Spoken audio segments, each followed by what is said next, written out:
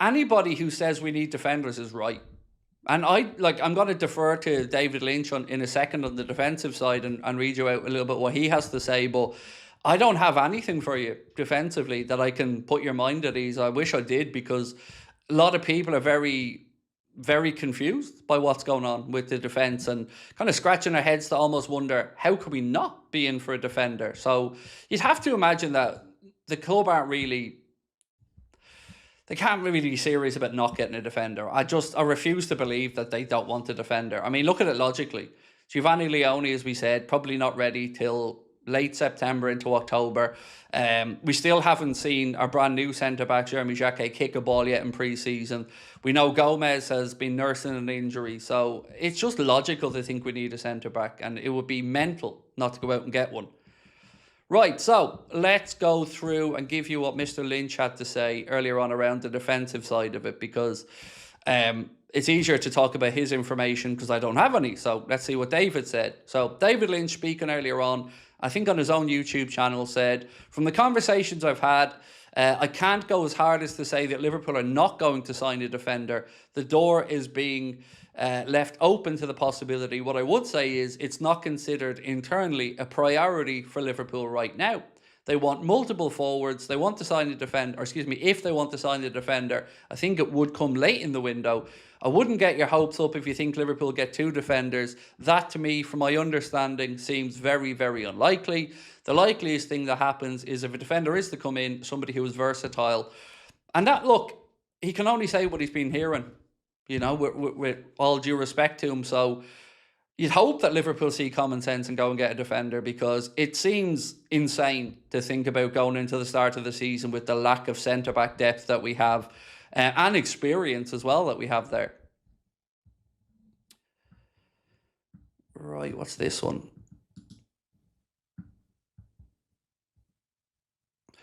So Ben Jacobs, again saying with a seam, I believe, over in Born and Red, said nothing active regarding Liverpool and Konza until the price drops. Good, but I have nothing for you that I can add on Konza. So, you know, glad that he's talking about that over with the seam. Mitchell said, does this mean our window is going to start?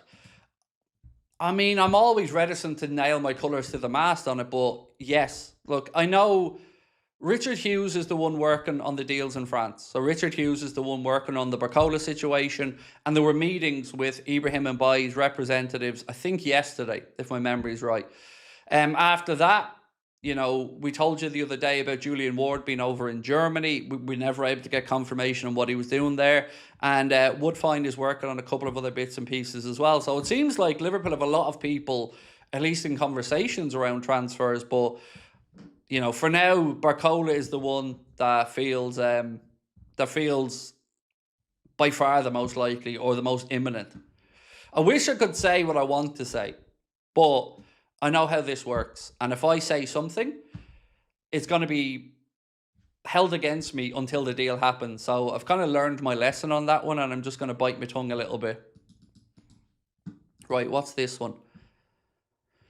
I mean, Anfield Sector have said something around Jed Spence. They said Liverpool have an interest in Spurs defender Jed Spence. Spence is said to be extremely receptive to the idea of a move to Liverpool. Iraola has defensive concerns around the current right back. Not the only name under consideration, so no clarity whether progress is but definite interest, even if downplayed. So let me tell you why I find that interesting. I find that interesting for a couple of reasons. One, I don't think they're wrong. And two, remember what I said to you guys a few minutes ago about keeping an eye on the homegrown versus non-homegrown spots available. Well, I said to you that one of the reasons Liverpool were pausing over signing Ratu from Rayo Vallecano is he would take up a non-homegrown space. Now, if you look at the situation that Anfield Sector have spoken about, any move for Jed Spence would be a homegrown spot. So that would, again, help Liverpool out there and not take up a valuable non-homegrown spot that we don't have many of in the squad. So I think their thought process, and of course, I don't know the guys at Anfield Sector on a personal basis, but I think that's logical, what they've said. So, again, to all the little trolls in the chat, don't waste your time. It's not worth my time. It's not worth your time. And I haven't moaned once on this stream. So just sit there like good little fanboys, and yeah, just let me continue to do my thing. And if you don't like it, fuck off. Quite simple. You know what I mean? That's the way it is. And I know it's tough at the top. It's tough being numero uno, lads, when you've got all the little trolls in the chat. But you're never going to break me, like I keep saying to you. So you just keep commenting. I'll just keep winning, and you can keep being a sad little fuck at home. So let's move on. Voltmada on loan, apparently. I mean, somebody said that to me earlier on, Tony, in Discord, and it sounds insane, the idea of bringing in Voltmada on loan, for a few reasons. Now, he was somebody that we looked at. He was somebody that we looked at before he signed for Newcastle, but I don't really know at what level our interest was, to be honest. But look at it this way. Newcastle have, well, less players than we do at this point by the looks of it. And Bruno looks like he's heading off as well. So I don't expect Liverpool to go and get Nick Voltmada on loan. And it's not something that's come up to me, but, you know, that's all I can say, you know. I don't know anything about it other than it sounds a little bit ludicrous, you know, to think that Newcastle's... Is he still the record signing? I can't remember. I know they spent a shit ton of money on him, but yeah, it'd be a bit mad, wouldn't it, if they loaned him out that quickly. Again, their fans would just have a meltdown, and rightly so.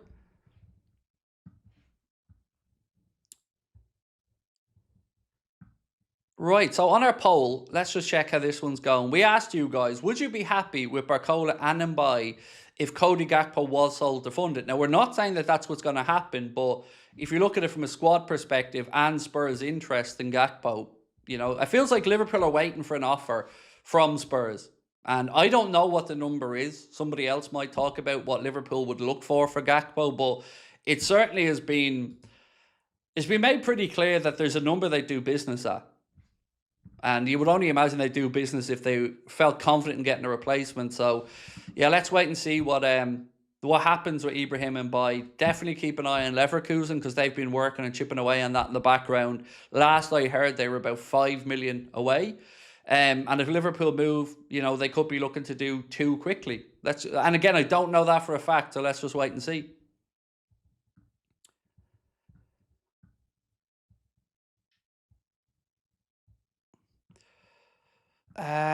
Logan said, I was literally here last live and said, what are your thoughts on Salah not going to any club, and a day later he goes to a club?